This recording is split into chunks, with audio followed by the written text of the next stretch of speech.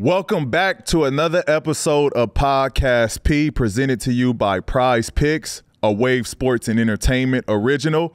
And ladies and gentlemen, we got another special guest today. I'm going to just throw out some numbers. 60, 11, and 3. Damn. These 3 numbers still haunt me to this day.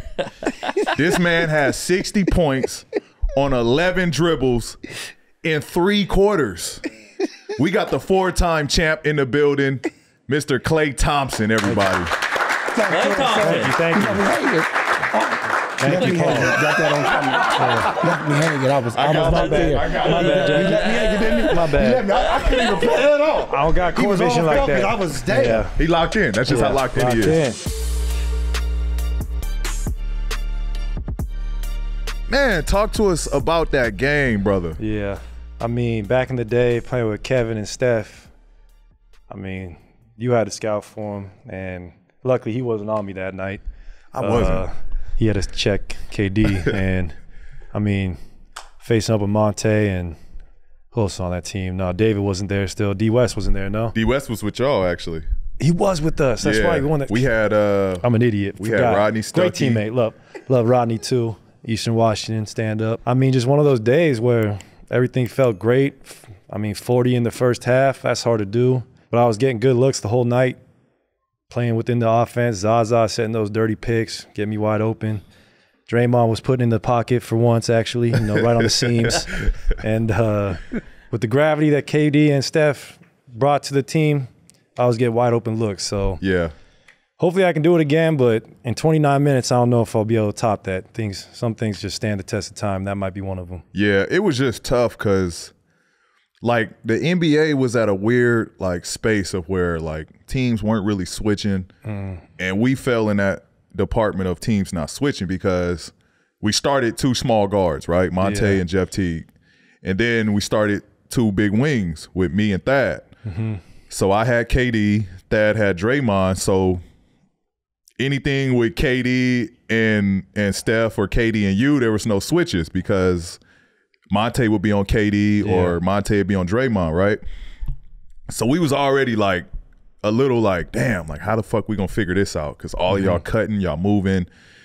And then as the game is going, like it's just like more and more revealing that like we cannot guard these dudes. That's like this switching shit it's is crazy tough. how much has changed, bro. Yeah. Now you gotta be able to guard 1 through 5. Like it's crazy, or at least have big wings and big men who can switch onto a guard and stay in front of them. And it wasn't like that when we first came in the league. So it's just crazy how times changed. This is what, 12? No, going on 13? It's my 13th season. Yeah. So for you, 14? 14. Yeah, amazing. Look, the NBA season is done, but that doesn't mean Prize Picks is. Jackie, what's the next sport that's making you some money? Baseball, baby! Come on, man. Y'all know I'm doing it real big right now with my guys on my new favorite team, the San Diego Padres. I got my boy Juan Soto and my boy Fernando Tatis. They helping me cash in this season right now. But Dallas, I'm talking way too much. Let the people know what Prize Picks is, man. So Prize Picks is a daily fantasy app. You pick 2 to 6 players like the video on your screen, then pick if they will have more or less than their Prize Picks projection. You aren't competing against other people. It's just you versus the projections available. Look, man, I know how much I won, because I always do. But let the people know how much they can win, Dallas. So you can win up to 25 times your money on any entry. And on top of that, all first-time users that deposit and use our promo code PODCASTP will receive a 100% instant deposit match up to $100. That means if you deposit $20, Prize Picks will give you $20. If you deposit $100, Prize Picks will give you $100. And with all that said, you already know what time it is. Cha-ching! Moving on, Steph had called you a human encyclopedia. Yeah. For your interesting mind and thank you, bro. Take that as a compliment. A beautiful mind. A beautiful Crowe, mind. baby. Steph dubbed it a beautiful mind. Give us a insight of where did that come from? Like, where do you think Steph came with that? Man, we're millennials. We spend a lot of time on our phone. And I know Wikipedia ain't the best source. Anyone could go in and edit that. But I'd be getting lost in these rabbit holes on Wikipedia or Reddit about just history and it could be anything random. It could be sports. It could be the ocean. It could be the government. It could be foreign affairs. But I just read some random stuff that might not be helpful for my life, but if I ever go on Jeopardy or Stump the Schwab, I'll be ready. You to phone a friend. Yeah, you know, I'm a good lifeline too. If he wants to be a millionaire, all those stuff. So I'll just be bored, and rather looking at the gram or Twitter, seeing all those hateful comments, I'll just go on Wikipedia or Reddit and just try and learn something new. Yeah. Have you ever edited a Wikipedia? I've seen some that are edited. I was like, this can't be right. This is crazy. I saw one where it's like, yeah. He's not 6'5", he's nah. 6'6". Or they'll edit it quick. LeBron will beat like the Raptors back in the day, and you'll Google the city of Toronto, and the mayor would be LeBron James for like 10 minutes. And you're like, who the hell got time to do all this? Right. It's great. And LeBron the mayor. Yeah, it's wild. I'm just like, it's a free forum, so. But nah, I mean, we're lucky, you know. You think of our parents' generation, you have to have a real encyclopedia. Right. You used to actually have to look up information. Now it's at the palm of our hands. So it's a double-edged sword, though. You know, it could be good and bad. I mean, you got kids. You probably try not to keep them on the screen all day and try to get them outside. It's just tough, though. Like, it's tough. I feel like kids these days, like, they're just, because, you know, when we grew up, you had to go outside. Yeah. Like, there was no playing in the house. Parents was not having that. Like, get your ass outside, go play. Summertime in Palmdale, bro, it's like 110 out there. Yeah. You learn to be creative, though. Yeah. Like, a lot of water balloon fights. Super soaker. Super soaker. A lot of water hose fights. Yeah. So you just learn to be creative. That's funny. You got any random, like, just fun facts to share with us? Man.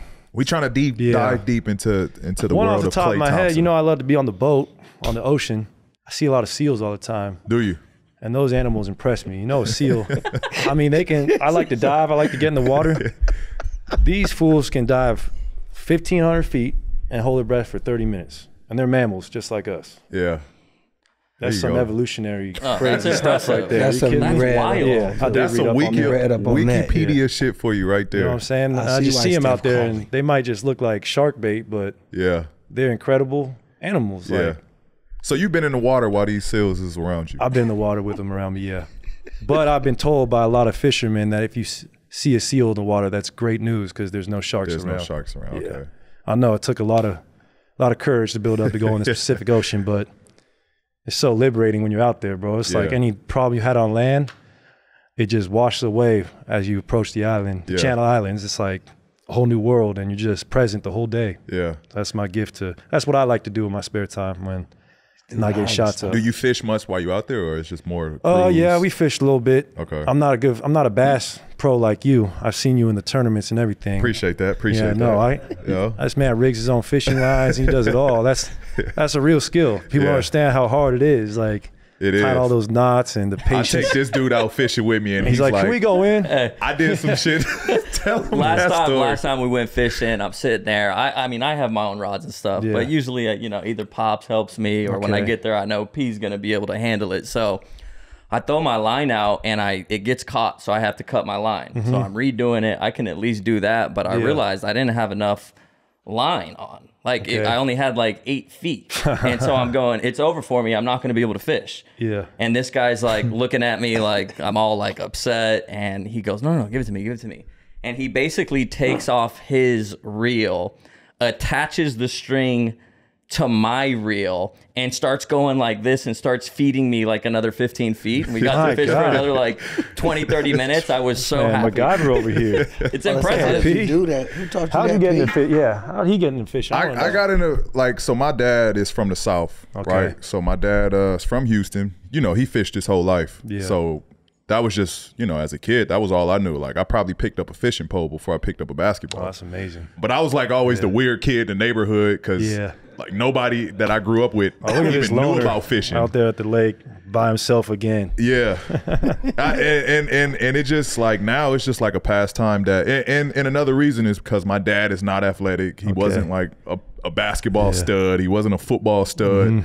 So it wasn't like we would go in the backyard and like throw footballs or play 21. Like, our bonding was over fishing. Like, that's amazing. We'll wake up 4 o'clock in the morning. First light. That's a real fisherman right there. Yeah. That's what it is. Like, early mornings. You get on the lake, and we would just bond and kick it for hours. I feel like me and Paul would make a great combo on the boat. I'm the captain. He's the angler.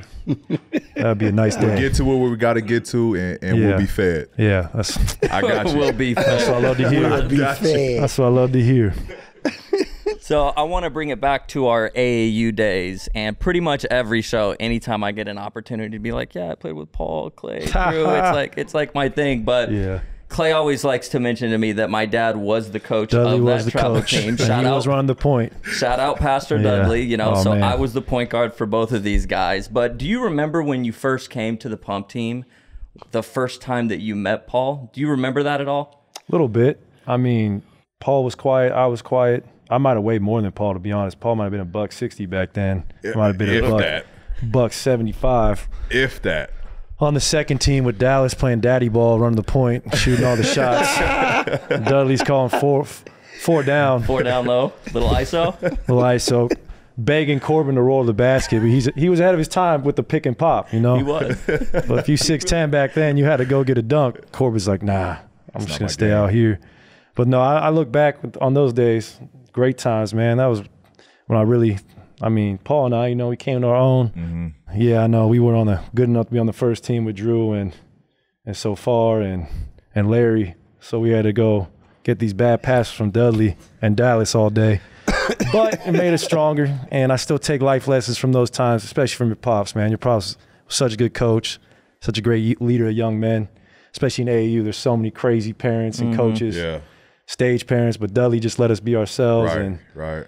And it was some great times. But he would also get disappointed with us when we wouldn't play that good old Rutherford fundamental basketball, you know. Paul's doing windmills in the game. I remember that, though. Where was that? I was against, I remember we played against Reggie Jackson for Yeah. I think me and Reggie have this conversation a lot of times because at the time I didn't know that was Reggie. Yeah. Right? Because I was talking to him and he was like, yeah, I remember seeing you and you was with Pump and Run, and it didn't click to me when he was talking to me, but I was like, yeah, we played this really good kid, and at the time I think Reg had braids. Yeah. And he had the headband. And we was like, yeah, it was this kid from Colorado, and he was nice, he had game. And he was like, bro, that was me. And I'm like, damn, no shit. That's funny. But we played Reg in AAU, so I knew Reg. Knew of Reg since we were 16, 17 years old. But Reg was nice. That's why y'all so close now. Yeah. Okay. And this whole time, I had this image of who this kid was that was really good from Colorado.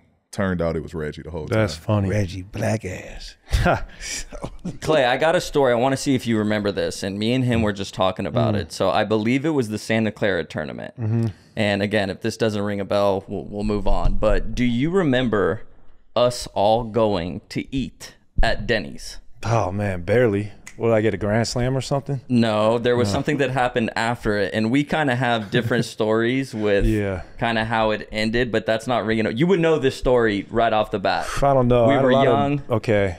Not very smart. Maybe didn't have any money possibly before we sat down We and didn't eat. dine and ditch, did we? Yeah. Oh, man. Do you remember That's bad. I barely remember, no. I have a selective memory of times like that. Damn. All you badass LA kids, man. Well, I was the last one. I thought my story is that I watched everyone leave, and I'm sitting there like, Pops is gonna kill me. I gotta stay dad ain't here. going for that. But at that time, I was like, well, I guess I just gotta run. But That's he funny. says we don't know who ran first, who was the last one I don't standing. remember who ran first or who came up with the idea. It's probably Low Jack. Yeah. Probably. Yeah. But I was broke and I don't got that money. So I followed the coaches. Yeah. One person took off. That's funny. I was right on their ass. Yeah, I was a good old Catholic schoolboy back then. I ain't try to, I was probably out went of to there. confession after that. I was like, dear Lord, I'm sorry. It I was came all from Paul's Palmdale, fault. so that was like I was a just thrill to following me. Dallas. Yeah.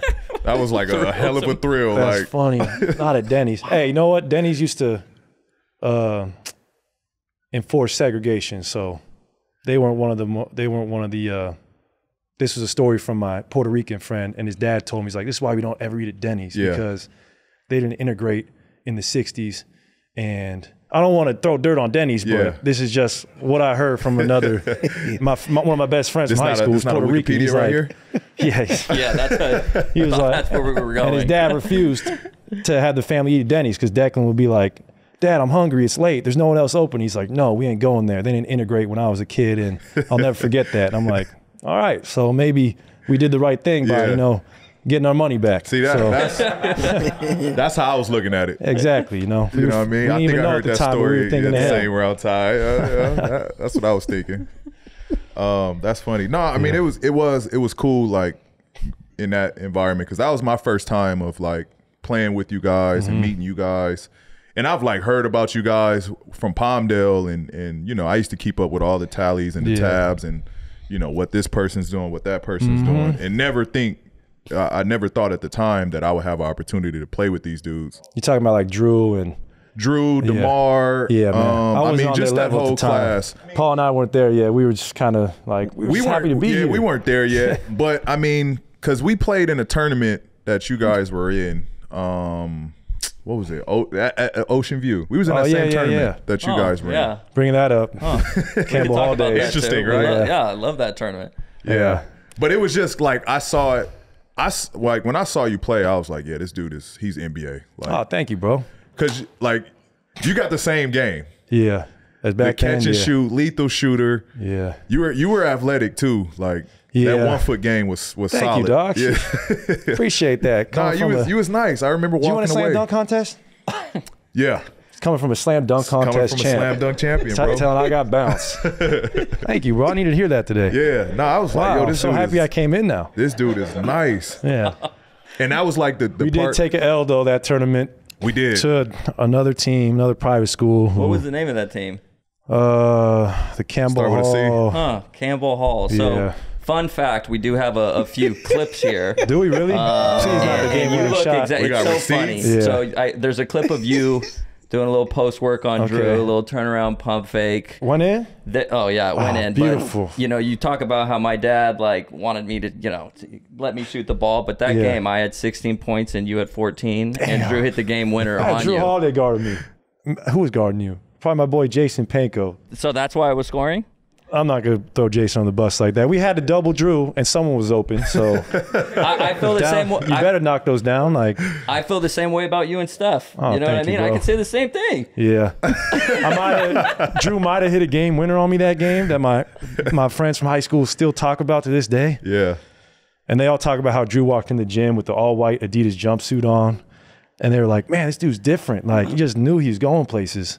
I didn't have that treatment. I didn't get the pump and run all-white velour suit like Drew at the time. Drew was swaggy with the pump and both run hands too. Adidas outfits. I look this way I remember. I'll never forget that though. He's at the top of the key. I thought he was going right off the pick, and he goes left, and I'm on his hip, and he threw this like crazy scoop off glass butter for game.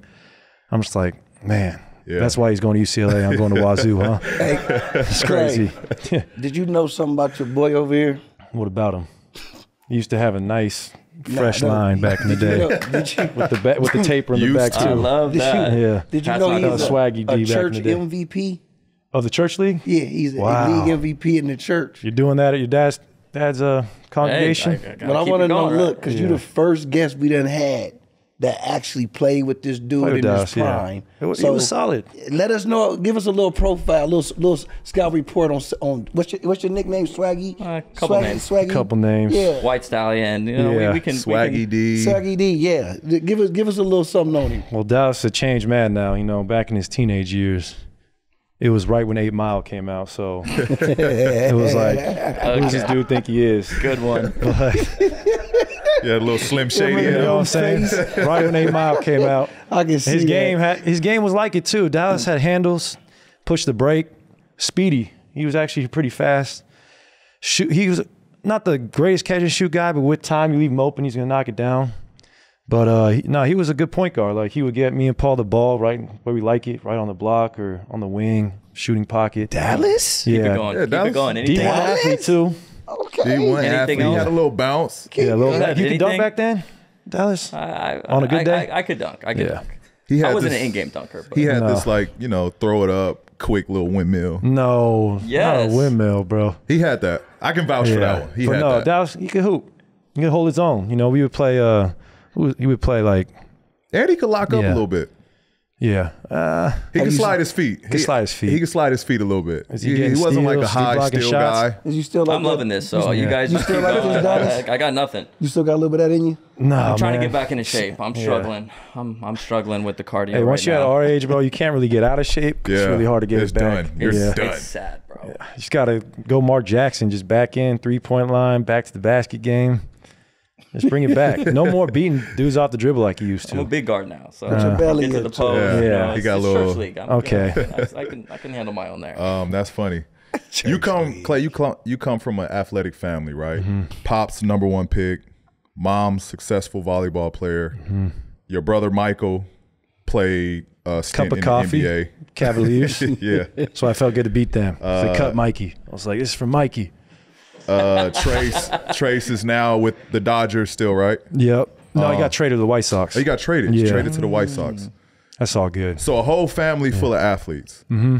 Was the NBA always planned for you, or was there other Man, I was so aspirations fortunate. as a kid? I was so fortunate to grow up where my parents worked so hard, allowed me to chase my dreams, and I was able to play football, basketball, baseball until high school. Mm-hmm. Football, I quickly learned. I played quarterback my freshman year at Santa Margarita. Get blindsided one too many times. You're like, you know what? This ain't for me. Like, I love scoring touchdowns. I love love hitting the man right in stride. But, and I consider myself a very tough player with a high pain tolerance. But when you get out there with these Samoan dudes and these dudes from Long Beach Poly and Modern Day, it's different. I was like, God, this stuff hurts, man. So I have a great respect for football players at any level. It could be high level high school, D1, D2. Like, that's a real gladiator sport. Yeah. Like, the stuff they play through. Then I play baseball, and I love baseball. But also with baseball, too, it gets to a level where dudes start throwing 80, 85. Mm-hmm. You get beamed with one of those. Mm-hmm. Grew up playing with Kevin Love. Kevin Love was like our Shohei Ohtani. Okay. He batted third. He pitched. He could strike out 12 guys and hit 2 home runs in a Little League game. Okay. Almost carried us to a Little League World Series. We lost in the state championship. That still hurts. When I was 11 years old with K-Love, still hurts. But Kevin was a beast.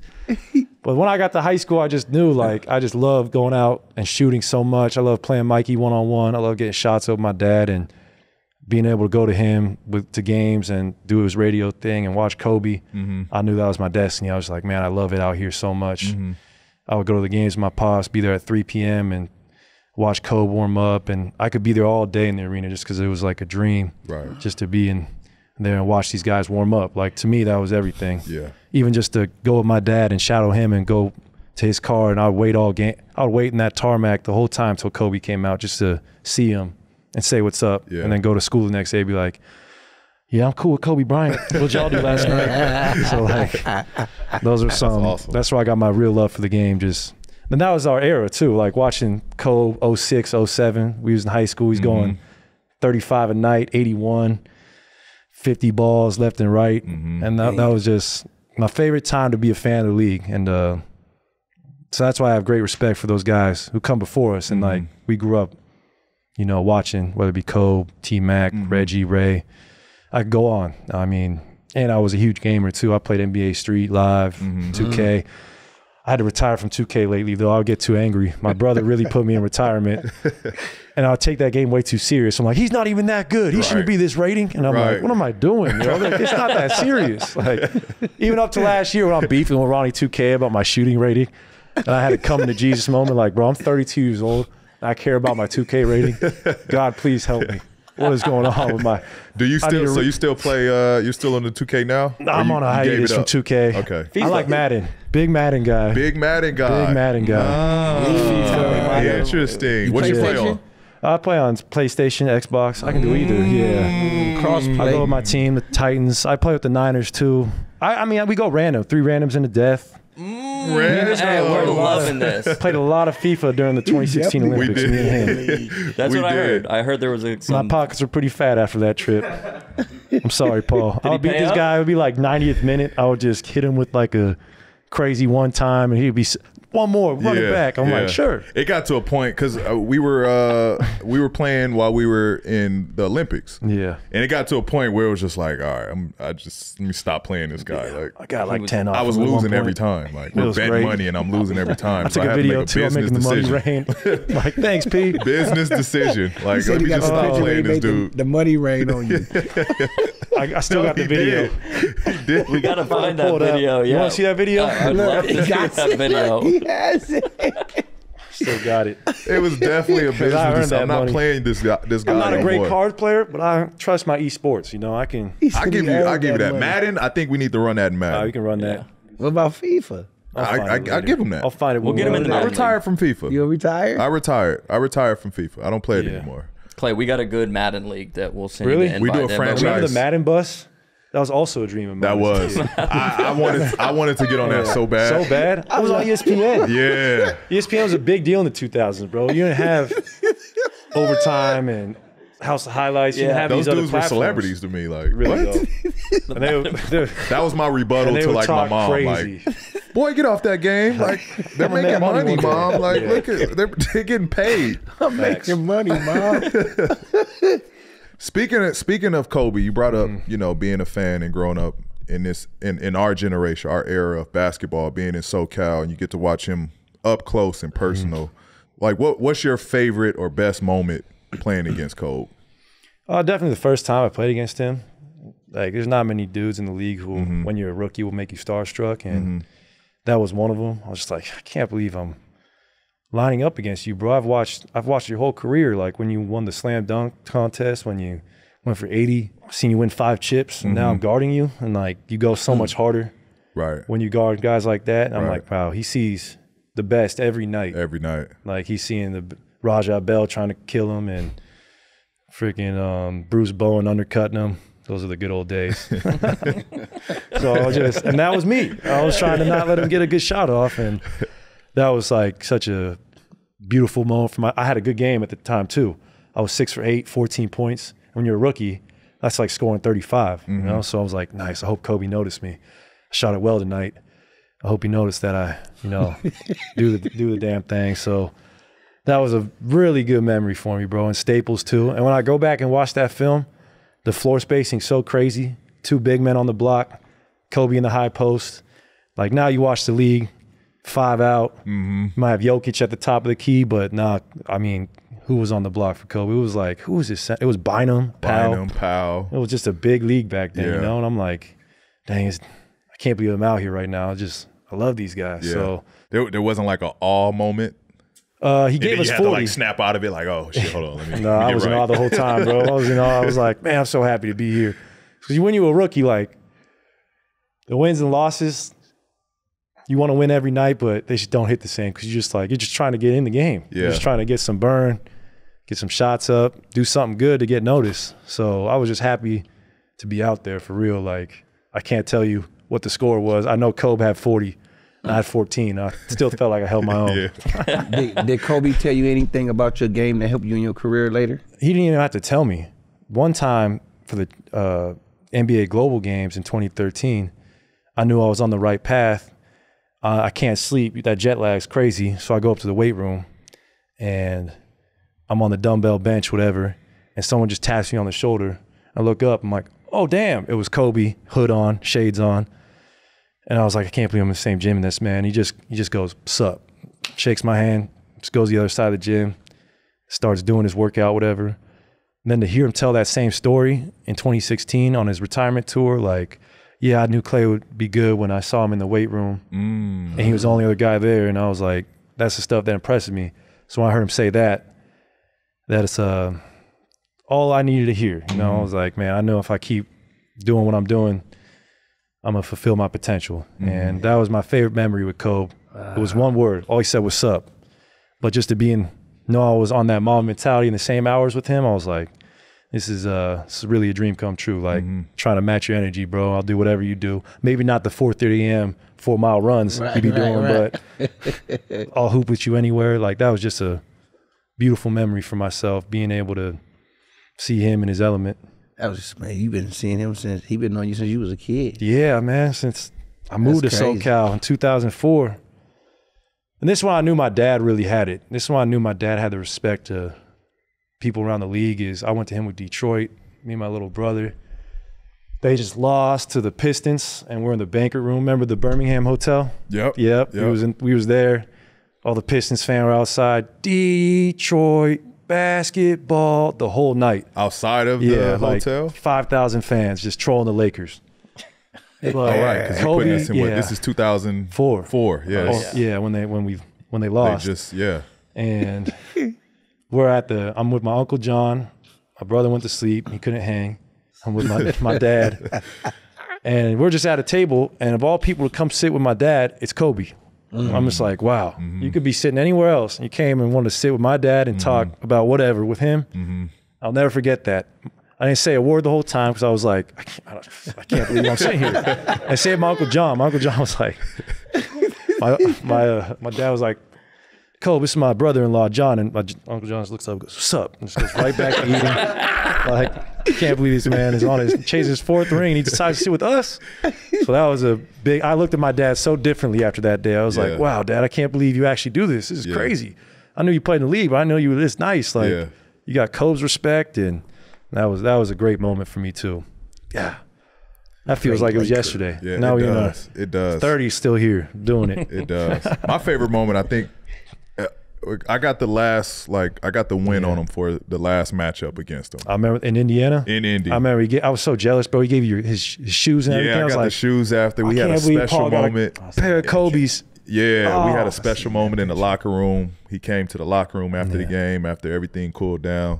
I had to wait like a cool probably hour and a half until the game was over. Like his cool down was crazy, but he came over, he chopped it up to me. You know, we laughed, we talked about the game, and I was holding that over his head like I won that matchup last. And you know, it was just an incredible moment. That game was fire. Yeah. You know, the Lakers travel everywhere. Like every time we played LA, it was like 50-50 fans in Indiana. Y'all was great back then. And we were good, bro. Yeah. Like we had a hell of a fucking run that year. Contender.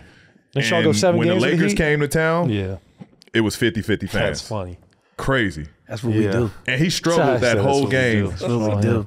That's what we do. Your daddy know. That's funny. He do know. Michael Thompson definitely know. He wasn't. The Lakers weren't good at that time. You weren't repping the Lakers. You weren't repping the Lakers. You're a fair weather fan, huh? We always fair weather. LA dude. Fair weather. He was a Warriors fan for a little bit too, I think. Yeah. We good when we not. That did make me happy when Kobe said that. He's like, who are all these Warrior fans around? I was like, nice. We're doing something right.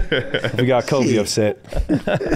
So, Klay, you're a 4-time champ now. But thanks, Dallas. You're welcome. It is weird. It's weird to say. Yeah. I always different than the Arizona Classic back in the day. Isn't it wild?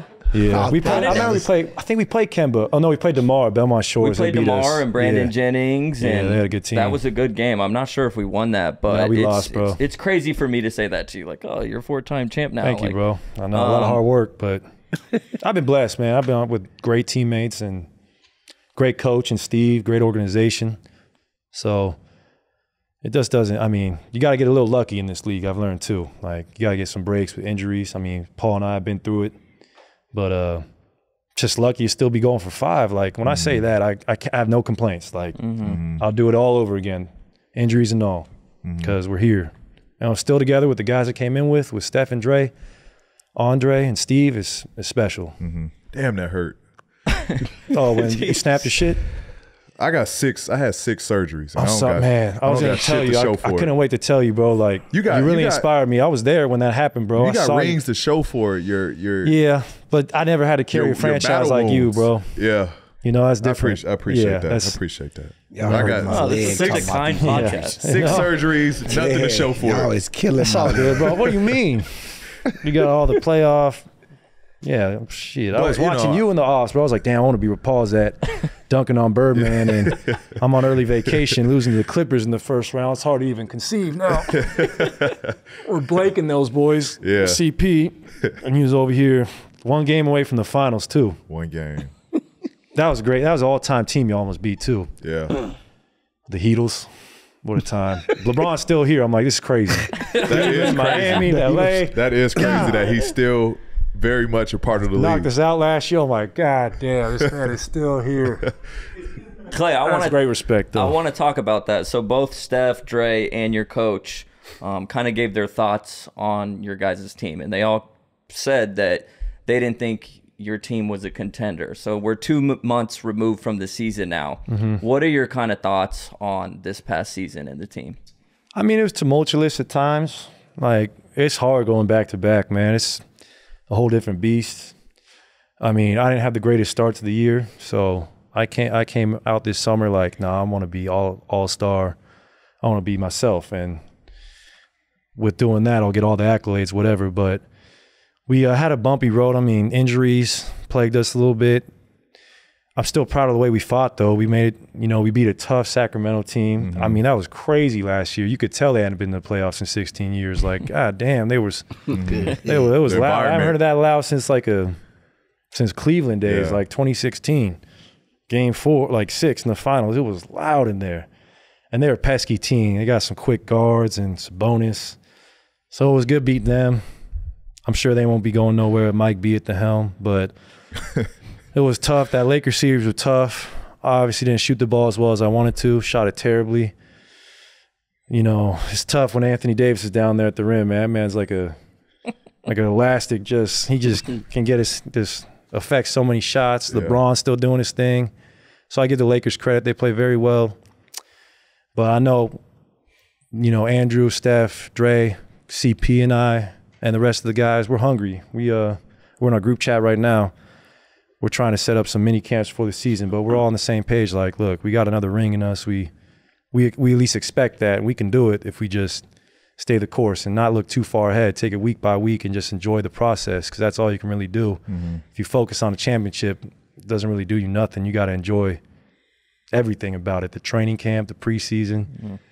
So last year, I definitely have a bad taste in my mouth still, but that's not the worst thing, because now I'm hungrier than ever, and I still want to, I want to get back to that mountaintop. Like, 4 is cool, but why not get as many as you can get? Exactly. At least attempt, and then I can walk away from this game saying I gave it everything I had. Exactly. That's all you can do.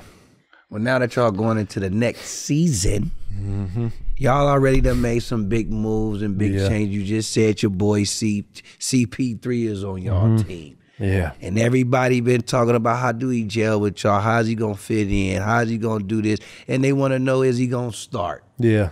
I want to know your output on all of this. How you feel about CP being on your team?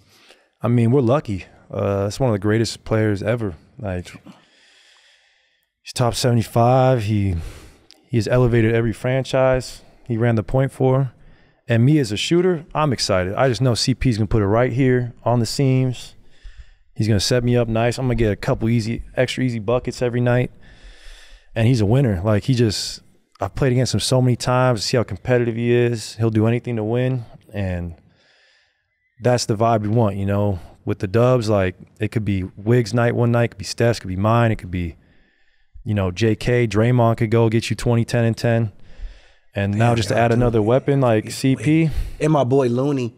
Oh, yeah. Forget my boy Looney. Don't forget my boy Looney. That's your boy now? What you mean? That's your player comp. That's how you play when these runs. Full hip surgery. Come on, man. He's a beast. I was what? He was down. That's my favorite player. Down in Looney for a while. I love that, bro. Come on, man. He was getting up there. We had to put him on game on Looney's effect. He was down in Looney for a while. 20 boards. He had like 3 20 rebound games in the sack series. That's some Will Chamberlain shit. I went to all Looney games at UCLA. Did you? One.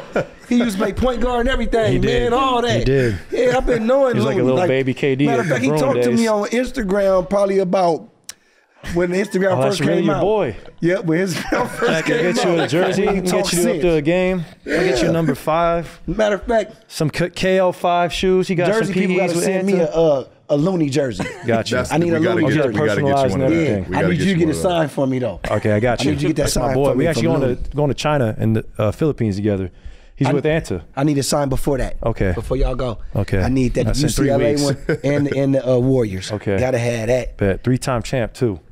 He's been vital to everything we do. I know that. Yeah, there you go. That's my favorite player. There you go. I don't like P. Come on, That's man. Funny. Clay, talk to me a little bit like, your conversation with CP3 when you first heard the news? Did he reach out? Did you reach out? How did you guys kind of first initiate that original conversation once the news broke? He texted me, and we were just talking about getting in the gym, getting shots up, even getting on the golf course. I'm like, nice, I got someone on the team I could possibly beat in golf, finally. Just playing with Andre and Steph isn't that fun half the time. Like, they hitting fairways and greens every hole. I'm like, bro, it's y'all too good for me. But nah, I'm just excited to pick his brain too. Like, I was a fan. He was on the Redeem team. I want to see what that was like, playing with Kobe and LeBron and those guys, and bringing USA basketball back to where it needed to be.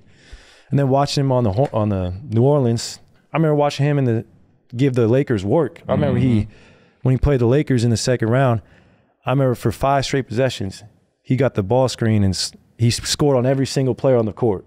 From Lamar to Kobe to Powell to Bynum, he literally scored on everybody 5 times in a row. I was like, dang, can't teach that. That's just special right there. So to be able to play with someone like Chris is an honor. Obviously, it hurts to see Jordan go. That's the nature of the beast that is this business. JP was homegrown. I saw him put the work in. I saw him go 2 for 15 in the game, but then he would be in the dungeon, which we call our practice facility because there's no windows, getting shots up right after the game. And that reminded me of my younger self. Like, I would have a terrible shooting night in Oakland at Oracle. I would drive to the practice facility in downtown Oakland. I would do the same thing my second year. And I'm like, I don't have the energy for that no more. But to see JP fall that same footing, I'm like, man, this kid's going to be special. And we wouldn't have won the championship without him. Like, he was so important to us when Steph went down and we played that series against Denver. I mean, so Jordan is forever going to be cherished in the Warriors lore just for what he did and help bring us back to where we needed to go. And I know he's going to do great things in Washington. And it felt good seeing him last week. It was weird seeing him in some Wizards gear, but that's like Steph and I's little bro. So to see him go and he's going to flourish out there, I'm happy for him. Yeah, that's awesome. On this show, we love shedding light, especially on the younger talent around the league. Jordan Poole being one of my favorite. Yeah, we at that age now, P. We can do that. We do, man. We OGs in this game now, Class man. of 08, baby, stand up. Yeah. Hey, Class of 08 still going strong. Me, him, Drew, DeMar, James, he's our age. Harden, he's 07, but shit. Kawhi. Gordon Hayward. Yeah. Gordon's from Indiana. I'm talking all SoCal. SoCal. Yeah. It's impressive. Who else? I know I'm forgetting a couple. Say Kawhi, Russ. Because Russ is a year ahead. He's 07. He's 07. Yeah, but that's crazy still. Like, that many good players are the same region. We had a good era. Like, great era. SoCal had I'd say it's the best era in high school hoops ever. Has to be. Because you got to throw in B. Jennings. You got to throw in Brandon. Yeah, like first to go overseas and do he opened that door. Right. I remember that when Brandon got €1 million. I was like, I can't believe this, bro. Like, you know what I would do if I had that money right now? I'm going to Pullman with a stipend check. College, 1100. like, fuck, was this the right decision? Oh no, we weren't there yet. Our game wasn't ready. We couldn't have those conversations. Brandon was a real phenom. Yeah, I remember watching him on the internet versus Ricky Rubio. That was a huge deal. Like, do it for the Americans, B. What era was Kenny Bruner in? Kenny Bruner? The point guard. Y'all remember him? He went to Kenny Bruner. Kenny Bruner. That might be in the 80s. You older than us, Jackie. I am. But I thought y'all knew about the Kenny Bruner. That might have been in the 80s. Like a creative player. It was like 82. Look up. He went to Georgetown. Okay. And he ended up getting in trouble. At Georgetown, he went to Georgetown. And I think he went to, I don't know if it was he played Long with Beach Poly. He went to, I forget what high school. He played with AI? Man. No. He went right after AI left. Literally. Damn, that's in the 80s, bro. Listen, I just thought y'all would know about Kenny Bruner. 90s, early 90s something. God Kenny damn. Bruner, dope. Y'all look him up. Y'all know. He's 44. Okay, he was up here with me. 40, I was just thinking, I'm just saying, I'm thinking of my players, man. You brought us to 1970. Because he's from this side, so I didn't know how old he was. Come on, man. He from SoCal? He from SoCal? Yes, man. Shout out. What's his name? That's why I was saying, Kenny, What's the OG bro, I name? forget that I'm older than y'all sometimes. Y'all look old as hell. Okay. Yeah, Dominguez. Dominguez got a crazy Come NBA on, I know something. fraternity. Okay. Kenny Brunner. I mean, we can bring Brandon up Boone, Tyson, Baron Davis. Jordan we can bring Hamilton. up, Jordan Hamilton. Yeah, Jordan's our age too. Yeah. There's so many, and not even It was like a stars in the NBA, but just Austin like Day. He's AD, still overseas. it's my boy. You still talk to him? Oh yeah, good golfer too. Is he? See, I got to get my shit right, y'all man. say? What's Everybody that? golf with me. Yeah. Yeah, my I boy got to Austin get my Day shit right. played for the Pistons, Gonzaga. Back on subject, we was talking about Jordan Poole. When you talked about his work ethic, you talked about, what makes him special. What kind of player you think he's going to turn out to be now for the Washington Wizards? Oh, he definitely got all-star potential. Like, you saw it when he made that finals run. He averaged 18, shooting 50, 40, 90. Like, that's hard to do. Impressive. That's very impressive. In the playoffs, too. For a young I'm player. excited to watch him and Kuz. Those are going to be the swaggiest buckets ever between them. that Kuzma, JP pick and roll. I'm like, two rock stars over there. I can't wait to see them go down the. oh, man. The JP, what he scores is locker different. room. Yeah, I know, right? They gonna They have both some got their own crazy style. outfits. I love it. But nah, I'm excited for him. Washington got a good one. Yeah. Future All-Star for sure. I said the same thing. Like Yeah. he stood out to me. In the beginning, I'm not gonna lie, I didn't see the vision. He had a rough rookie year where He was young though. He's like 20. Yeah, And he was throwing the fire. Like, we just got off a finals appearance. And yeah, like, it was pressure on him. all right, no Steph, no Clay. It was Go pressure ahead and on take him. the reins then, Rook. But I was just watching. I'm like, I don't see it. So when you but see it, then when you year see it. 2, he came out a totally different player, and I was like, wow. That's the work ethic. And then year 3, I was like, damn. Yeah. Like I felt like the league was like, all right, there's 3 of them now. Like, Yeah. it's not just right? Steph and Clay anymore. It's 3 of them. Yeah, it's And Jordan Poole is shooting on that level right now. Yeah. So, shout out JP, man. I think he is going to be special over there. Yeah. Still so young. People forget that. Yeah. Like, What I is it, wasn't doing 23, this- 24? Yeah, 23, 24. Damn. I know. It seems like an eternity ago for us. It is. It is. NBA is like, do you add dog years? Like, Yeah. are we honestly, like we 40? should. Are we going on Jackie's age? Nah, I would say I'm not Rocco's age. Rocco's 77 in human years. Wisdom. I That's all I'm saying is wisdom. got a question for you though, Jackie. Talk to me, man. You in a timeless film, ATL. What was that like to shoot, bro? That film really stood the test of time for real. No, that's a great It movie. is. It is. Especially for us West Coast kids, I didn't know what Atlanta was like. Man. So to get some like They feel of it definitely through painted the picture of what Yeah. Atlanta was. the roller No, rink and- it was fun because it was, if y'all, not, a lot of people don't know, but the movie was produced by Will Smith. Oh wow, I did not Really? know that. I didn't know that either. It was their first project under Overbrook. Okay. So they're No wonder y'all didn't production miss. company. So we had Dallas Austin, T-Boz, and Will Smith and them produced the movie. And literally, we already knew with Warner Brothers and them, we was going to have money to do all fun stuff. And but it was just great, man, learning the culture from being out there in Atlanta, knowing who T.I. really was at the time, because this was like his prime. When he was the ATL. So just, it was fun because they showed us the ropes. He would take us certain days as a cast, like T.I., and have all the boys and show us like in the hood. Okay. There was certain places we would be like in Bankhead, be like, can I go back home? It's like, but like literally we was on set. It was just the most fun time, just meeting Lauren London. Jason Weaver, who's one of my favorite actors in the world. Was he Lauren's father in that one? Who was Lauren's Weaver? father was I've never seen him in was films my Keith whole David. life. Okay, yeah. Keith David. Okay. And he's an amazing actor. Y'all, Great voice. Yeah, he's Great oh my voice. God. Yeah. But we had, man, it was just even working with Outkast, like Big Boy. That's right.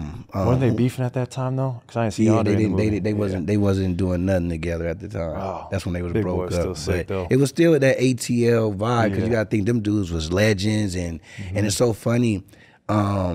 Knowing Big Boy from back then, I did another movie with him called Idlewild, Yeah, and I've he seen ended up Idlewild. having a trailer. He ended up getting a trailer service for actors. Like so, like if you do it on sets, he has his own business and stuff. And I was like, he was telling me that back then, and he actually did it. So it's just something I'm dope. just thinking of. But ATL, man, I'm glad you like it. Of course, bro. I That's appreciate almost like you. winning a championship. When you make a film that stands the test of time, Yeah. It's just such a positive podcast. What was your favorite? What's your favorite line out of that movie? Oh man, probably when he made fun of T.I. for being light skinned. I was like, damn, it's like that out there. I was like, well, Big Boy did it in the truck. I was hurt. I hurt my heart a little. I was like, oh. Big Boy was. I like Big Boy. He was great in that movie. He was cold. He acted really good in that movie. He was cold. When you don't like somebody, like that's when you know they did a good job. What he hit him with the shoot. Pow. Yeah, he was cold. Made him drop the milk. Yeah. This my daddy house. But we'll never do an ATL 2, so don't ask me. Bubba was in it too from Forrest Gump. What was his name? Y'all the big cast. You talking about Uncle George? Yeah, he's in Forrest Gump, Con Air. What's his name? He's played some iconic roles.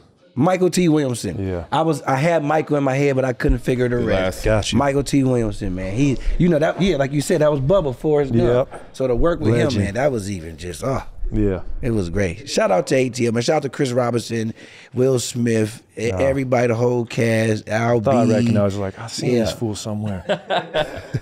Come on, man. I'm in everybody's favorite movie. They just don't know. But I ain't gonna say something about somebody. Who, me? No. Okay. Don't bring up Space Jam 2. Nah, I can't watch it. They all know who we talking about. Okay. Say that for later. Gotcha. So Klay, I want to get back to something that a lot of people observe with your team, and it's just how close. It's almost like a family over there at your guys' organization. And Dre was on our show a few weeks back, and he was just talking about how close he was with Steph. And I want to know if you have any stories of when you came into the league and it was your first time meeting Steph Curry as a rookie. Oh, man. I don't think me and Steph said a word to each other the first year, to be honest. Like, Steph only played like 20 games that year. I was riding the bench first 30 games of the year. I'll get in. I was like a shooter off the bench, backing up Monte and Darrell and stuff. But your rookie year is just one big, Paul could tell you, it's just one big learning experience. Yeah. Like, you don't know what to expect every night. Coach Jackson Coach Jackson's punching bag at times because I'm the rookie, which is fine. Like, I could take it. And it felt good being coached up by Coach Jackson. Like, I used to watch you back the ball down from the three-quarter court, feed Reggie off the pin down. And then, with Scottie Pippen guarding you. So, like, I had all these questions for Mark, and Mark was hilarious, man. Mark would talk that talk, and he would talk crazy all the time. He's from New York, so he only has one speed. But I don't have, I don't even have that many stories about Steph my rookie year because we didn't really speak to each other that much. Like, I was so quiet. I just didn't want to. When you're a rookie, you don't want to step on the vet's toes. You don't want to. I was like the anti-Draymond. Draymond came in, he was just yapping the whole time. He was making his presence felt, but I was just kind of like in the background. Like, I'm going to do my work, be the quiet assassin, and just observe. Yeah. But, like, me and Steph, our relationship really didn't build till our third year when we played that Team USA, and we finally hung out off the court because we had nothing else to do in where were we, like Canary Islands. We had nothing else to do, so we went and played golf. We finally got to know each other on the golf course. And that's when I learned, like, oh, man, this dude's a two-sport athlete. Like, you really do this. You play this stuff in high school. Like, I would just do it just to get out the crib. But we played with Dominique Wilkins and Clyde Drexler. And that was so much fun playing with them. Clyde just kept making fun of us. That's like, look at these country club swings. And I was like, thanks, Clyde. I love Clyde the Glide. And Dominique was so funny, man. Dominique was having a terrible day off the tee. Couldn't hit the ball straight. He's like, I'm an 8 handicap usually. And like, I do this. I'm like, really? Dom, I haven't seen you hit the one fairway. But I'm like, you're still the human highlight reel. So whatever you say goes, bro. Like, you say whatever you want. Like, especially those dudes from my dad's era, they just have like a different glow for me because, like, I'll just hear stories about Dominique breaking backboards and Clyde jumping from the free throw line. So that was a good memory. That's the first time me and Steph actually talked to each other. Wow. Yeah, our third year in the league. So 2 years in. Yeah, 3 years. 3 years in. Well, and 2 playoff this was your runs. your third season. Going into your third season, or this was after the third season? That's when the relationship between y'all two were like established. Mm-hmm. You already did that son father talk with both of y'all. No. We did have that talk. Yeah, but he remembers more because Dell had him and younger, and you see the footage of Steph playing Seth 1-on-1. Mm-hmm. Yeah, we better be good at hoops. Like, we got to go to all these damn fancy NBA arenas growing up. Like, I want to be that guy who doesn't make it after all this privilege. Like your daddy gonna I better pan out. Like, how often does Steph work on his golf game throughout the season? Because I'll never forget that picture where he was like getting his grips redone or something like that. Yeah. How often does he go, like? What do you know about his routine with golf? Him and Andre play a lot. So it's just crazy to me Andre can even play with Steph. Because when Andre came on our team, I'll never forget this, 2014, I brought him to Ruby Hill in the Bay, and this man could not get off the tee. Like, he's topping everything. It's going like 15 yards in front. He cannot hit the ball straight. It's crazy. He can't hit a green. He can't putt. And I was clearly better than him. 10 years later, he's like a 5 handicap. And my game is kind of going like this because my confidence was shot after the match. So I'm like, I just got to stick with it. I'm going to beat Andre again. I haven't beat him since 2014. That's why it's like, what an athlete, though. You can just focus on something like that and pick it up. And like, it's hard to hit a golf ball. People, it is, bro. Did you actually hit golf balls on ATL? That was yes, they took us to a training facility. You look like you looked the part, bro. No, ask them. They a joke with you all day, but they know. I whoops their ass in Yeezy flip-flops. That's crazy. That's not true. They got it on tape. I got better hits than all them. He had one good par 3. I will say this. Who coached you up on they that? They always want to bring me down, man. I will say this. He had one good shot. We played at Madison Club in Palm Springs. Preach. Keep going. And he did have one good hit on a par 3. He hit the ball like this far from the hole. Well, we couldn't see the green. It looked like it could have gone in. Okay. So we were all kind of like, Jackie, go check the hole. If Jackie hits a hole in one, you better go buy a lottery ticket. Listen, I think I did hit it. I think somebody went in there and took it out and threw it. You know, I think that's what happened. We didn't see it.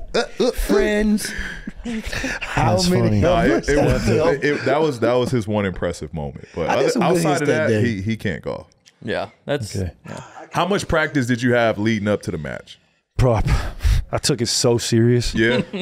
That's why it hurt so bad. I was like, but you can't account for the nerves and the crowd and the Talk us through that, because we were talking about it and like as we're watching it. I let a lot of people down, Paul. Yes. Were you talking a lot of shit? Like, no, but all my friends were like, yeah, you and Steph are, because they bet. They like the sports gamble and all that. They're like, you and Steph are overwhelming favorites. Like, I'm gonna put my money on y'all. I'm like, all right, so you put your money on Steph. Don't put your money on me. Put it on Steph. But I knew I could help him. I was like, if I just hit a few good shots. But my short game was shit that day. I couldn't hit a putt. Yeah. The chipping in golf is where it's hard, bro. That like 100-yard shot and in, even by the green. That's what Kelsey and Mahomes was doing so well. They would put that ball. That's where 6 feet. Yeah, it's like it's keeping your head down. It's a whole science to it. I haven't mastered it yet, obviously, but that match stuff was intense. I haven't been that nervous for a sporting event. Yeah. Since game 1 of the 2015 finals. It was funny watching it because, you know, you guys are mic'd up, and the whole time I remember like Mahomes saying like, hey guys, back up. Like, we're not professionals out here. Like, y'all standing a little when close. I hit that dude in the head. Y'all beamed a couple people. Yeah. I know.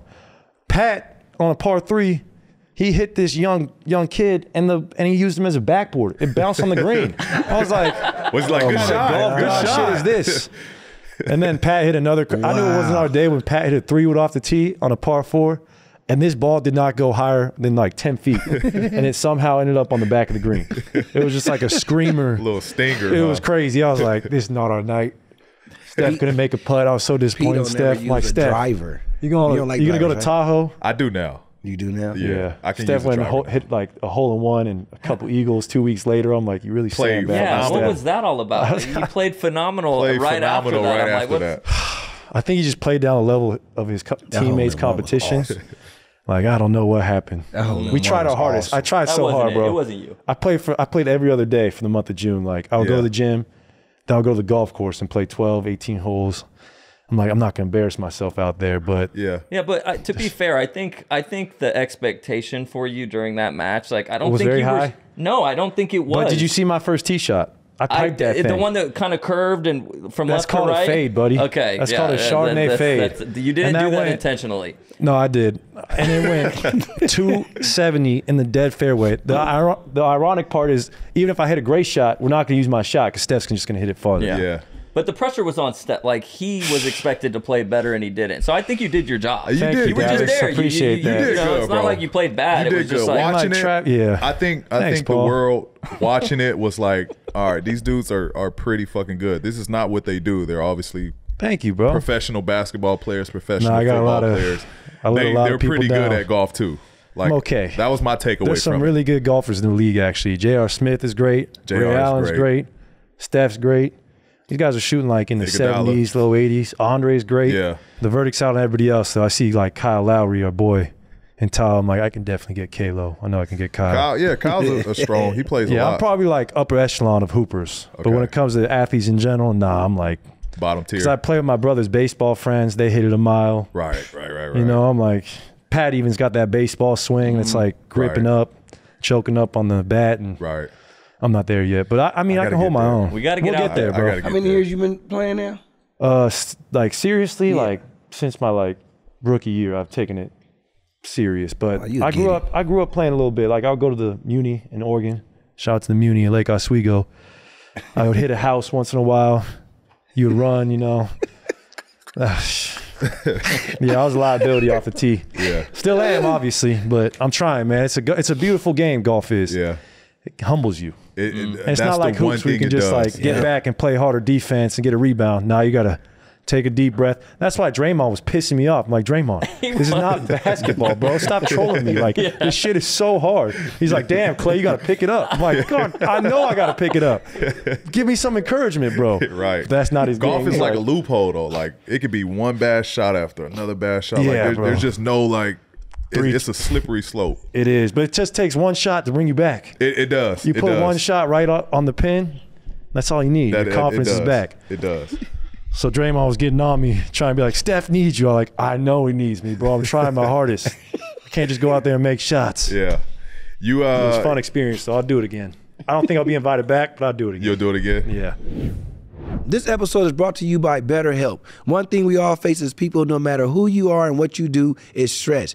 Hey, it can be a struggle to deal with sometimes. What kind of things do you guys do to keep your mind right to stay in your day-to-day chaos? I think for me is by one, getting in a great habit of resting and sleep. Two, I have a great group of friends in my circle that I can, talk to and, get things through. Yeah, and for me, like I always say, make sure you go get some sun. And then just recently, I've been trying to at least read like one book a month, but just some quiet time to myself has been helping me lower my stress. So what can you tell me and others out there about your experience with therapy? Therapy is all about deepening your self-awareness and understanding because sometimes we don't know what we want or why we react the way we do until we talk things through. It's helpful for learning positive coping skills and how to set boundaries. It helps you become the best version of yourself. So was it hard to find a therapist? No, I just actually asked a couple of friends that have gone to a therapist and they referred me. What about you, P? Any suggestions on letting people know where to start at? If you're thinking of starting therapy, give BetterHelp a try. It's entirely online, designed to be convenient, flexible, and suited to your schedule. Discover your potential with BetterHelp. Visit BetterHelp.com/podcastp today to get 10% off your first month. That's BetterHelp, HELP.com/podcastp. Jackie, you're a big sports fan. How crazy do you get with your fandom? Do you still paint your face before a game? Yeah, P, I ain't gonna say I paint my face in nothing, but you know I'm wild. You know how I be. I got to be at the game going crazy. You know what I'm saying? I be yelling, talking smack. Like, P, get down! P! You be seeing me sometimes. I be jumping, but that's what I be doing at the game, man. Yeah, Jackie's always wild at P's games, but when we sit courtside, he gets really crazy. But I always know that he's going to be wearing one of his dope jerseys. Man, you know I love my jerseys. Quit playing with me like that, boy. I love my basketball jersey, my football jersey, my hockey jersey. It don't matter what it is. I'm going to always have a jersey on because I just have to at this point. I'm the jersey man. Well, if you like jerseys like my guy right here, have you heard about Klarna? It's the new smart way to pay when you shop online for tickets and merch from your favorite teams and more. Now, when you make a purchase at any of your favorite stores, either online or in store, you can spread the cost into 4 smaller payments without interest or fees. Just look for the pink Klarna badge at checkout or download the Klarna app to shop and spread the cost today. Klarna. Shop smarter, ball harder. California residence loans made on the range or pursuant to a California financing law license. So you and Steph are the greatest shooting duo that probably we'll ever see. Oh, thank you, bro. And you get to see his work ethic up close. We had Draymond here a couple weeks ago, and he talked about how he didn't drop any names. I heard this story as well, and he confirmed it. But again, he didn't drop a name of guys that tried to keep up with him in his workouts, and 10 minutes in tapped out. Not me. So you can hang. Tell us about like I can hang, especially for the shooting portion. Yeah. But once he does this ball handling with the tennis ball, he's got these lights. He's got all this like crazy globetrotter jester stuff he's doing. Yeah, he's juggling. I was training with him last week. He juggles the ball, goes behind his back, and I'm like, bro, I just need 1-2 dribbles to get my spot. But like, I see why he can go to anywhere and does what he does with the ball. I'm like, damn, Steph, you do this every day. And now I'm starting to implement more of that in what I do because I'm like, all right, that's why he ages so well. Yeah. That's funny you said that. Yeah, and his trainer, Brendan, actually told me an interesting concept, like how I like to catch rhythm with my footwork and get my shoulders square, but him and Steph train where he can get rhythm with his hands, like with his handles being so tight. I'm like, okay, I like the way you guys do things. Yeah. I've been his teammate for so long, I'm still in awe, like, of how he prepares. So are we expecting 3 dribbles now from you? At least 3. Maybe tween, behind the back. Nah, you're going to see some stuff Keep note of that, P. Then Steve will be like, move the ball, it's not your game. Keep note, P. Clay shuffle now? We got a little Clay shuffle now? Then Chris Mullen will text me like, Clay, here's a stat for you. The less you dribble, the more effective you are. I'm like, come on, Molly, I got more than that. And he was like, no. I was the same way. Yeah. And I was getting 40 on the Showtime Lakers in the playoffs. So I'm like, hey. All right, Molly. Don't worry, y'all won a series. But Chris Mullen was holding his own. Okay. Paved the way for shooters like me. That's funny you said that, though, because I seen a clip of Steph, somebody else, and Luka was working out with him. Yeah, I saw that too. And Luka's That's like how I felt. half-assed it. And Luka's like, what is this shit? But Luka got handles. I'm like. Yeah, he does. So, but it looked like it was just intense for him. Like, I'm not doing all of this. That's funny. Steph, I want to ask you something I don't agree with. Yeah. Clay. Yeah, his name Clay, is Steph. Not Steph. He plays. You know with what I mean? Steph. We don't say Steph so damn much. Shit. Every I'm used to it, bro. Steph, man. I'm used to it. Clay, I want to ask you it's a lot of teams in the NBA that practice the 4-point line. What are you talking? Big 3 ball? Like I don't know. They practice this 4-point line, the 4 points where you get 4 points. Good for us, please. Put that thing in there. It's awesome. It'd be great for the Dubs. So you and Steph, y'all practice that? We do this thing called big small in practice, and like we try to go shot for shot. Like and we try to get other guys to get in. Like Ian Clark would get in with us, Quinn Cook, Ty Jerome, and just so if the NBA bring it, and we always end it. Cool with it. Yeah, we cool with it. If we always had the same shot total by the end of the drill, we go to the hash mark. And you got to hit the shot from the hash to win. So that could be like your 4-point line. I'm all for it. Nah, man. No, you don't like it? I don't like it. You like your traditionalist? Because I think it's basketball going to stop. Wow. Everybody just going to be shooters. Everybody want to be who I think the league goes in waves. Like, you see a big man come back in vogue. That 4-point, though, it's just, I think it's just. You think the game's even ruined even more? Look at big men right now. Big men shoot threes. They do. Yeah. Everybody my dad gets very threes. upset. My dad's like, That's what I'm saying. watching the game with him, he's like, why doesn't MB go to the block? He can get 30 and 20 every night. Out here shooting these fadeaways. Your like, daddy talking real. Because it's hard to do what Kareem did and what Hakeem did. Like, it's different. Yeah. But he's like, no, it's not. Line. I bet your dad wouldn't like the 4-point line. He is actually more open to things nowadays. He might actually like it. You think he would? Yeah, I think he would. I know if we He's got some crazy ideas. I said at some point they're going to throw in like something that changes the NBA. Yeah. Like everybody's gonna be the way the game is going. Yeah. I think at some point they're going to throw in this 4-point shot. Please don't.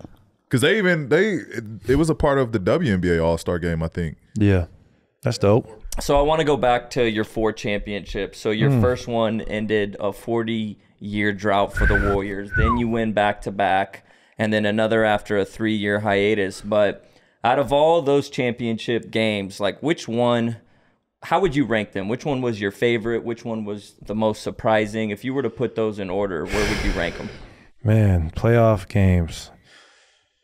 Does the Western Conference Finals count too? Because that's technically a championship in a sense. No? Okay, no. I'm going to go no. Yeah. I'll rank them. I mean, Game 6, 2015 was special. The meme they made of me is so funny. It said, when you don't do any work but still get an A+ on the project. Now I'm just on the bench, 2 for 7, 5 points. I'll never forget Mark Davis fouled me out. I was so mad at Mark. I was like, bro, freaking Delvedova flops on the mid-post. That guy's so floppy. I'm like, he's throwing his head back. Mark's like, foul. I'm like, you're not going to foul me out in my first finals, bro. Really? I looked at him like, really? Yeah.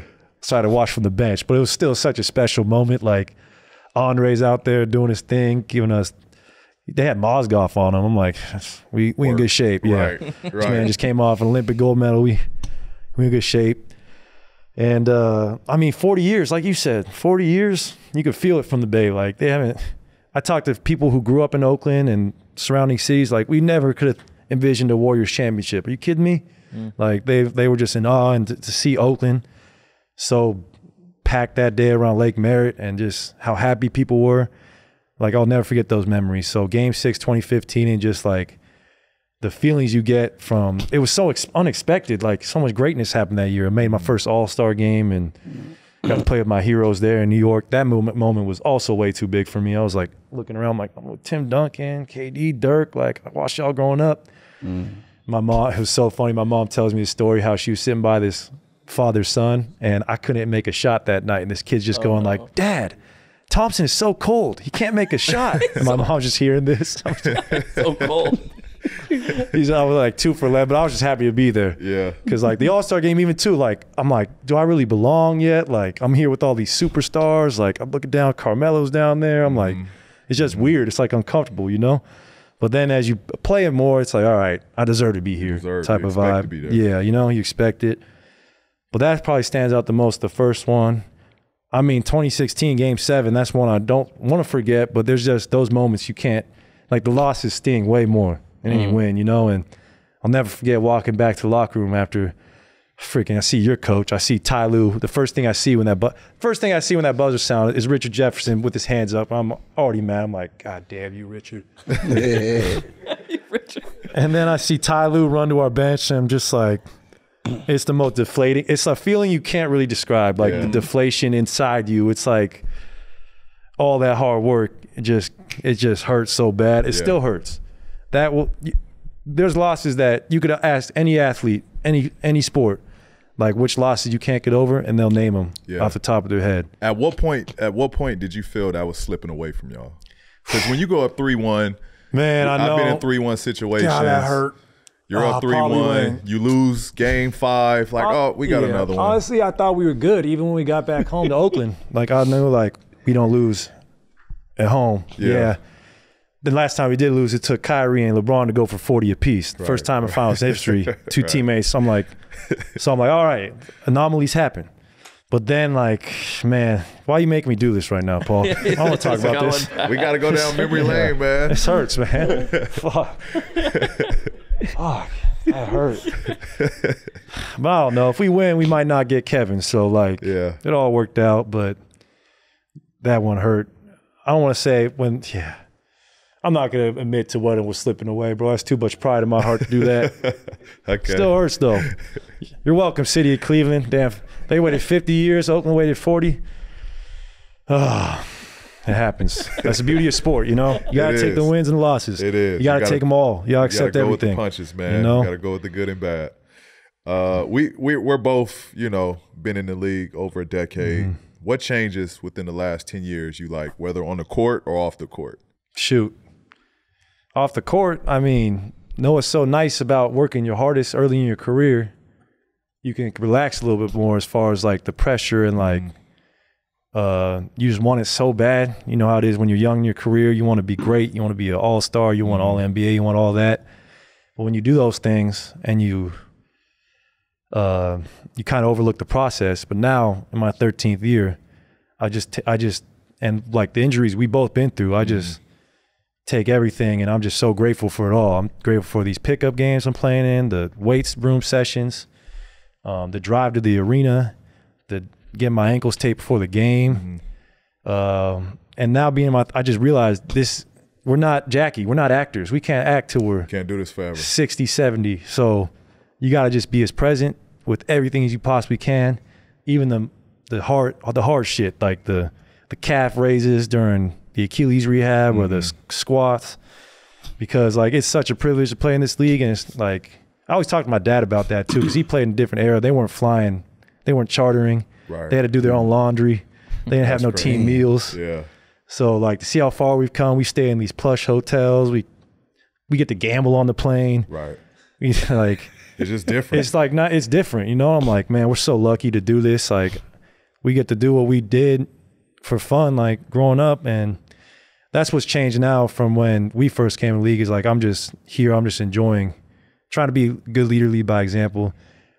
And you still always are on a quest to prove yourself, but you don't care as much about what comes with the game as far as the criticism and the naysayers. Like they still hurts when you hear people talk bad about your game because you put so much into it, but you know how to use it for fire rather than like, oh, screw this guy, rather than like, nah, they made an assessment about my game. It's on me to prove them wrong. So even up to last year, it took me a long time to accept that. Like, and now I'm just enjoying this run, man. I realize I only got 4 or 5 years left in me. I'm going to enjoy it every single day, even the off days in Oklahoma, in Denver, wherever we at. I just try to do something fun in that city, and you get to see the world. It's really a dream.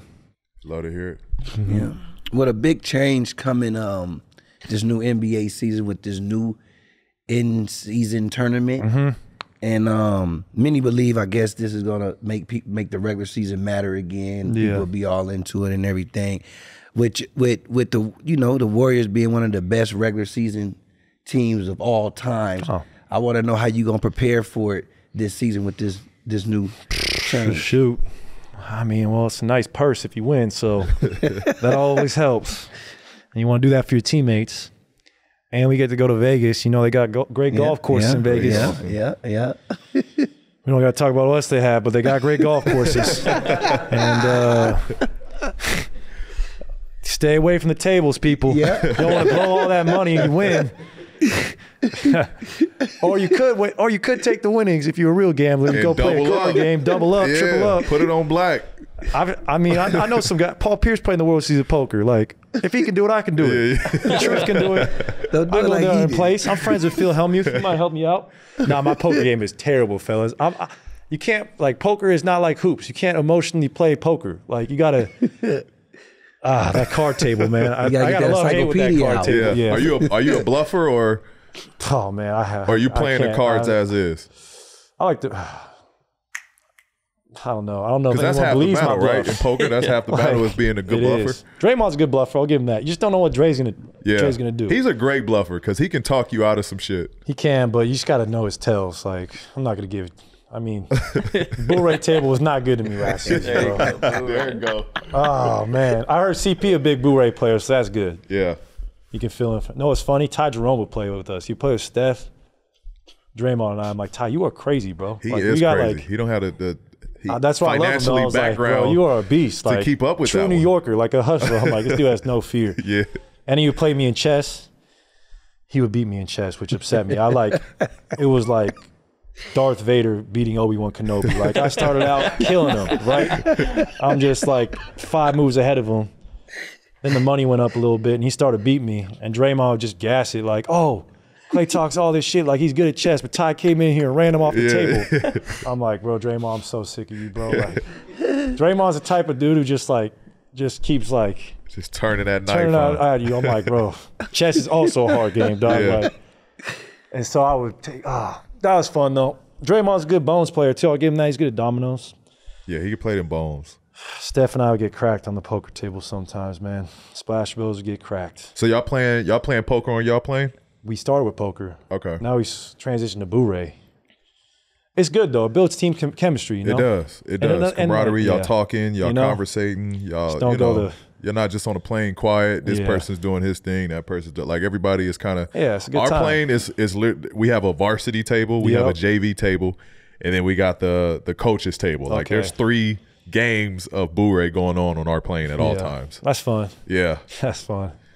Just don't let it get personal. Yeah, right. I just got into backgammon. Really? Yeah. That's a big game on the islands. My family's Bahamian. They all play backgammon. Okay. I gotta learn. I literally just went on vacation, and I was on vacation with Zubak, my teammate. Yeah. And he's really good at backgammon. So he taught us how to play, and now I'm like obsessed with it. Okay. It's fun? It's fun. Yeah. It is fun. It's one of those games that you got to get lucky with the roll of the dice. Okay. But the strategics comes from like, I like the board. how do you like play little, your pieces. Yeah. I got to learn, man. Yeah, My it's old fun. security used to tell me, Ralph Walker, like, Klay, you got to play backgammon with me. I'm like, Yeah. I'm a gamer too. I love games. Yeah, it's fun. It's like a real good gentleman OG game. Yeah. We can get a podcast P game night. You don't want to see me in anything. Yeah, that's a good idea. That's a great We idea. love you, Klay. Yeah, billiards. I'm a pool shark. Listen, we love I'm you. a billiard shark. He's doing it all for us. Yeah. Got our first advertisement. You already know. So, Klay, I want to ask you, is there something, about you as a person or a player that maybe you feel like you don't get enough credit for? Nah. I think I've had my time. I've been a part of championships. We won gold. We won a gold medal together. Like, I'm not searching for credit no more, man. I'm at peace. I just want to play as hard as I can and have fun. Like, that's what it's supposed to be about. Yeah. And if you do your work, I mean, it's going to reveal itself when it matters most. Mm-hmm. So credit is fleeting. I've learned. I used to be really like, we talked about our high school days. You know how good it felt to get a write-up in the OC register, like, Unbelievable. Thompson went for 40. I'm like, no way, I'm in the newspaper. Hell yeah, I'm gonna frame this. My mom's cutting out my clippings. Like, those were the days. Yeah. Now it's different. I mean, I don't know how the kids do it. Like, it's all on the internet. It's on kinda, Instagram now. Yeah, it's on the gram now. Yeah. It would be Scout.com, SoCal Rivals. Preps. Yeah. I was so obsessed with my ranking. had Like, the- yo, I'm better than this dude. I should be on the top 100. And I used to really, and like, that should drive you, Like, Yeah. you want to be recognized and you want to be great. That's funny you said that. Well, I remember in high school, my mom would make us drive to like every newspaper stand. That's funny. The day after we played a game. Yeah. And take 50 cents Yeah. for to open it up. Oh, yeah, the little bin? Yeah. Yeah. And she would make me take all of them out to keep them, and she would like funny. give them to people. Like, Give me your kids, clip bro. them out. I Yeah. don't know if we should be telling that story. I know, right? We were Cleaning house. cleaning house. That's funny you brought that up though. Yeah. I No, was that was definitely real. that kid hopping out the car quick. Yeah. Now you Take go to as many Twitter, like, newspapers as I damn. could get. Twitter is funny. Twitter's a double-edged sword, bro. They love you when you're hot and they don't when you're not. Yeah. So I tell these young bucks, you lurk, you're going to get hurt. You alert, you're gonna get hurt. Yeah. I love that. Bars. Real. Yeah. Especially if you You low key, Yeah. you low key a trash talker. What's the favorite bar you dropped on someone in the league? I know Book, you gave him the. Yeah, I was in my feelings, though. full And Book was time. busting my ass that day. I was not where I needed to be. Yeah. Stuff doesn't age well. Now that it age well for me. Yeah. Like, I don't need to be flexing 4 rings, bro. Like, everybody know that. That's on Wikipedia. Like, my game wasn't where I was at. And we all get insecure at times. Yeah. I'm not man enough to admit that. I'm man enough to admit that we all have our moments of weakness. So I'm not really proud of that one. Because I see Devin Booker and I should be like, man, I should be proud of this young man. Yeah. Like, the work he's put in, he survived a tough regime in Phoenix where everyone's getting traded. He's playing for a new coach every year, but Yeah. now he's a franchise player because he just kept working. So I admire the guys who have work ethic like that, Mm-hmm. But God, I can't even think of a bar, man. You just black. You know how it is, P. You just black out in the game. I remember when Yeah. you and KO got into it. Yeah. That was a great highlight. That was funny. That was- He did dunk on you though. He got you back. He did. He KO's did. And good. I was in my feelings. Like, Yeah. because the young guys, they talk a lot of crap. They do talk. And I get it. Hindsight, I was that kid as well that Mm-hmm. wanted to challenge the guys I grew up playing against. Like, I took it personal when we matched up, regardless if they like even had the same feeling towards me. Like, I was on 10 when I played against them. So Yeah. I get it. But, for me, I'm not a guy that talks in a game. Like, I don't Yeah. talk trash. It's more so my play do the talking. Mm-hmm. So when he did that and he get to chirping and he dunked on me, and I was like, fuck. At that point, it's personal. Like, I got to get him back. Did you get him back? I got him back. I you go. stole the ball in transition Yeah. and came back down on the other end. He jumped for it, punched it right back on him. He actually dunked on me twice. I got him back Damn. once. He actually dunked on me twice. It was You gotta get that second one, P. Yeah. You gotta get that second one. If it happens, it happens. That's the one where you came on the court like doing all this crazy stuff. Like you were going. Yeah, that was he was doing like the Ali shuffle. Yeah. They need to put that on 2K. That need to be my size. 2K. Gotta call Ronnie. Gotta call Ronnie. Skipping. Now I think everybody, including these dudes and everybody in the audience, can vouch for me. You're for sure, one of the shooter goats. Oh, thank you, bro. I'm gonna call that shooter goat. Hey, that's what you is. Goat. Yeah. Okay, but I need you to do something for me, especially for the kids out there that's watching in the audience. I need you to let the kids know what's the underrated aspect about becoming a great shooter, because Steph says you have to use your elbow. Yeah. That's better basketball one-on-one right there. Underrated aspect. What Steph say? You got to use your elbow. Yeah. You feel That's pretty good. You got to use your elbow. The mic in my voice. It's all on a flick of the wrist. Hey. Yeah, there you go. There it is. There it goes. smooth. There it goes. He said there it is. That's nice. That Just look good, cookie actually. jar. Yeah, you're That just look reaching good, for your actually. cookies. Yeah, but now I need to know yours. You know, I got Steph. Ooh. Give me you, Man, Clay. I always got to have my shoulders square, bro. It don't matter where your feet are, Okay. even your hips, but if your shoulders are square of the basket, it has a good chance of going in. Yeah. I can't take credit for that. Dave Hopla said that. I saw Dave Hopla at Cal State Dominguez. He's like a 5'11" white guy. Like you never think he could hoop, but then he did a shooting clinic. He didn't miss the whole time. Yeah. I think he might have missed once. You remember that guy? It's the old guy that made like wouldn't miss a free throw or some shit it like was that. crazy. Yeah, I remember. He this said guy. that he's like, it doesn't matter what my feet are, what this, that, and that, but if my shoulders are square, I can always have a good shot of going in, and that stuck with me. So it doesn't matter about your feet, as long as your shoulder. Yes, sir. Yeah. Like I got a question to ask. You're the first person I've seen do this. I don't know if you got it from somewhere or you started this, but this no dip. Oh yeah. Catch no dip. For people that don't understand what the no dip is. Like usually people catch and then they dip the ball to shoot. Okay. Like Klay can catch it from here and go up, shoot it from there. Wow. And you was one of the first people I seen do that. So now I incorporate that into my game where I can catch it anywhere and shoot it from there. So he just catch it there and go right up instead of. No, you still dipping. I dipped. So like if I pass you the ball, ready, catch it, shoot it. So you dipped a little bit. You gotta hold it. You gotta fall through, bro. You just shot a knuckleball. All right, Klay, watch, Klay. I'm gonna pass it to Klay. Yeah. Go, Clay. Okay, do it again. Okay, ready? Go. The old times. Right into you're the not shot. bringing the It was ball like down. you caught the ball as it was boom. Right into Got it. it. Right You into got it. it right there and boom. I got to learn that practice. Am I right on this, or did you get this from somebody? I don't know how that started. I just practice it and catch high, keep it high. Yeah. That's all. That's dope. That's all it is. Catch high, keep it high. I want to say you pioneered that. Oh, I want thank to you, say bro. you. I've seen some guys do it. Okay, Come so behind you us. did. Yeah. I've seen some dudes do Who it. you seen do it?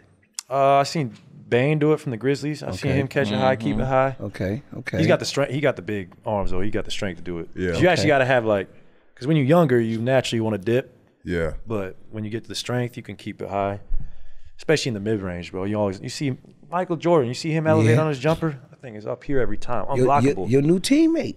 Wiggs or CP? CP. Yeah, he's a He's mid a hell range of a assassin. mid-ranger. Yeah. And he got a 3-ball too. Yeah.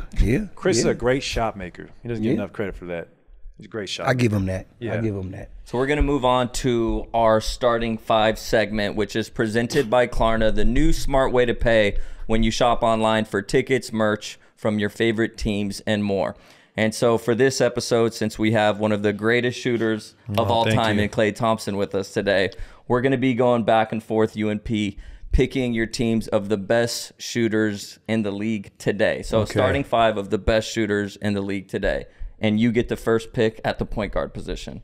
Point guard, the first pick is an easy one. I think we all know. His name is Wardell Curry the second. Man, revolutionized the game from the point guard position and, the range of what is considered a good shot. Shooter GOAT. Okay. Yeah. Okay. That's your point. Yeah. Understandable. UAP. Understandable. But does that have to be current pleers now? Or is We're going to go current players in the league today. My point, I'm going to go with, I think the only person that at the point guard spot with range and can shoot at that level is got to go Dame. Yeah. Got to go Dame. Yes, Agree. His range, his shooting. It's pretty effortless when Dame shoots, It's too. pretty effortless. Yeah. Like, he got the same shot, 50 feet out, 40 feet out. I respect Dame. He did a lot for the city of Portland. That's where I grew up. You know about it real You good. see who I right? picked. You see who I picked. You did good. Respect it. Okay, Klay, you got the 2 now. Can't pick myself. You can pick yourself. I'll go with myself. You present, baby. A little biased, but hey, You present. thank you. You at the 2? Yeah. Another understandable one. Very understandable. At my 2, I'm gonna go Brad. I'm gonna go Bradley Beal. Yeah. Brad got a great jumper. Bradley Bill's a hell of a three-point shooter. Led the league in scoring one season. Led the league in scoring one season. I think his off-the-bounce three-point game, I think that's probably most impressive. That's a real good one, P. I wouldn't even because he got a wiggle. That. Yeah. He got a little wiggle to him to get to his 3-ball. That's a good one. And he shoots the shit out of it. So I'm going to go Brad. There you go. Your 3. Man, 3. This dude can play 3, 4. See, yeah. I mean, I'll probably say, honestly, Kawhi. Kawhi at the 3? I could say Paul. I was going to say you could have said him, too, if you wanted to. So what is it? Kawhi or Paul? This going to be good for P. I think, man, it's tough. Kawhi's mid-range is insane. Like, he gets to his spot. And his 3-ball is great. Yeah. But Paul got a little more range. Like, I've seen Paul pull up. I've seen that one clip of you in Indiana. And you got someone kicked. It might have been Hibbert kicked you ball. Roy kicked out. Beyond the volleyball line. Do one of these. Kept it high and just flung it in. I was like, yeah, man, there's not a lot of dudes just doing that from 35 feet. And that was an accidental shot too. Really? Yeah. Because and like when I watched the highlights of it, the commentator is saying like, oh no, they should have reset the clock. So like Roy goes up, it hits the rim, but they didn't reset the shot clock. So when he kicks it out, I'm thinking like, oh shit, I got to get this up. There's like 12 on the clock or something. Yeah, so as I'm shooting it, like as the ball leaves my hand, I see them reset the clock, and like whole time I'm like, fuck. That's funny. It's a close game, like down to the wire, and then I just fucking held my follow through. Like, fuck, I hope this goes in. That's funny. So if you watch the clip, it looks like I was confident in the shot the whole way through. But that's great. So you got Paul. Did you sell yourself? Did you just sold yourself? Huh? Did you just sold yourself to him so he could pick you? Yeah. I was trying to. I was hoping. Did it work? Yeah, I gotta go Paul. Sorry, Quiet. Quiet, my guy too. I got you picked, Green. I got you picked. Just pure shooting. Appreciate that. I got you. All right. So I can't pick myself now at the 3. Otherwise, you know, I would have. You gotta pick your I'm gonna go. This is a sleeper. I'm gonna go Keegan Murray. Yeah, he can shoot. He's elite at the 3-point. He is. Like such a early, and hopefully this is not just one of those one-offs where he just has a hell of a rookie season. No, he's gonna be a good player. But he's got a cannon. He can shoot the shit out of it. And he's 6'9", 6'10". Big wing. Yeah. He's elite. Yeah, he was great in the playoffs too. For a rookie that's a lot to make that impact. Right. Couldn't leave him. I measure a guy like how comfortable you feel leaving him open. You know, right. I don't feel comfortable leaving Murray open like, at all. Yeah, it's going in. You know, even if he's he's still cashing it. Yeah, that's a good one. All right, you're at the 4 now, Clay. I gotta say KD. Like, come on, like 6'11", 7 feet, Easy ratchet, easy money. I seen him shoot a game winner. I think everybody did it over LeBron, left wing, 30 feet out at 7 feet. They weren't doing that in the 80s, 90s, you know? Right. Yeah. That's like what? Okay. Pull up in transition? Yeah. Transition 3 for game? Dagger. That's even crazy. think about it. That was one of the swaggiest shots too. Right? Dagger. That's an unblockable shot too, you know? Okay. All right. I'm going to go at my 4. I'm going to go Michael Porter Jr. Oh yeah. He got a great jump shot. He got a pretty jumper. Same with Keegan. Like it don't matter if you're on him or not on him. Like and he's one of those guys that's so damn tall. Like you can't get to that shot either. Yeah. He shoots the shit out of it. He's Yeah, efficient. Like wastes no dribbles. Like he's just an efficient shooter from behind the 3-point line. So I agree. MPJ. All right, and at the 5. It's hard not to pick Jokic after what he did in this playoff run. Yeah. He shot like 46% from 3. That's ridiculous. How does he make them? That moon ball, man. It's like Crazy, bro. Way up here. Cash. That fadeaway he hit. Off the right leg foot? here. So gross. Yeah. I'm like, that was the most deflating shot. That's a tough shot to do. I've never seen that. A from fadeaway. the midi. Yeah. He does that shit at the 3-point line. Yeah. That's crazy. And he acts like he's like totally Against length. there's no expression like, oh man. Yeah. Like, no, he's just right. like, He just runs down. Like if I That's hit one when of you those, can pat I'm your like, game after in the church league. Just be Jokic, man. I'll try my Elevate your best. team. We'll see what we can do. You got the bod for it. Use it. He's There you got the go. height. Hey, this is supposed to be a positive podcast. You're Let's keep it that way. Okay, who do you got at the 5? At the 5, I'm going to go, and this is another sleeper. I'm going to go Miles Turner at the 5. Oh, yeah. Miles can shoot. I played with Miles. I've seen him like work on his shot. Like he Yeah. can shoot the shit out of it like at a high clip. I'm going to go Miles at my 5. His Where's size. Miles at now? He's in He's still in Indy. Oh, he's still in Indy? Yeah, he's still in Indy. Dang, he's been Man. there for a minute He's now, been there huh? for a minute. Dang. It's crazy to call him a vet. Like, Yeah, it really is. He was like a baby deer when he got that 60 on y'all. Yeah, What is he in the fashion now? he is into fashion. Yeah, I like you see- Miles. I love saw to him see it. See that new paddleboarding. I was picture? impressed. Like, it takes a Paddleboarding, good yeah. athlete to paddleboard, bro. You yeah. got to have some. He's you know, like really his- into like that, you know, body yoga shit. Beautiful. Yeah, I love Wellness. it. I love it. I We think that's love one it. of the greatest things when you see the young guys grow into like who they're going to be. Yeah. They branch out and they become who Absolutely. they are. That's what's the beauty of basketball. Right? Yeah. It gives you all these opportunities and you see the world. It's awesome. It's great. And that's a wrap, Clay, bro. We appreciate No, you. no, wait, Pete. What happened? It ain't over yet. Glad you're here. We got a surprise, man. What we got? We got a surprise. It's about to come in. Bring it in, White T. Bring the surprise prize. What we got? What we got? What we got? Don't get the back of the head. Don't get the back of the head. For my fellas, What we got? We got. You too. Oh. Do we got a? I ain't get one. Wait, we got a yak already? Hey, you already got your trophies. Wait, we got a yak already? We got a yak. We got a yak already? Oh. Do you remember your first subscribers, your 100, your... Shout out to There the you go. fans, Look at man. it. This is That's awesome. beautiful. Look at us, man. We 100K in. 100,000 subscribers. Very cool. That's 100K serious. That's in. crazy. Good job. Congratulations. Hell of a man. rap. Hell of a rap. Congratulations, man. Good Clay, thanks for coming on. We appreciate you. Of And course. we couldn't do this without people like you Hey, man. taking some time to come spend some time with us. So we Yeah. Nothing appreciate better you. than talking about the glory days, bro. Hey, A couple thank painful you. memories, but that's how you vent. That's how you. It's cathartic. You know, you get it out there. Can't hold it within. It just makes you it just rots in there. You know. It's just Rossi. You I got to just get it wanna out. say, Clay, you got to get it out. you a great dude, man. Oh, thank you, Jackie. Like, you amazing, man. I like the way you talk. I like everything, like how you was talking about how you not into the social media and all that. That was Yeah. dope, man. You just A little great. bit. I try to person, put positive content. Like, you know, when I go to work on the boat, I try to get the fans on board and let them see the view of the Golden Gate, and because that's a real beautiful moment Write a for me book, every man. day. I'll buy it. You buy it? I'll Hell buy yeah, it, man. Write you a book, man. Hell yeah, I will write a Shout book. out to Clay. Yeah. Also, we want to shout out Complex Sports who got us ranked #1 pod for NBA players. Shout out them as well. Sorry, Dre. We doing our thing. Clay, let's go and get some golf in, brother. Yes, we got to sir. get some golf in at some point. I'm shooting a low 80 score. None of this 90 shit no more.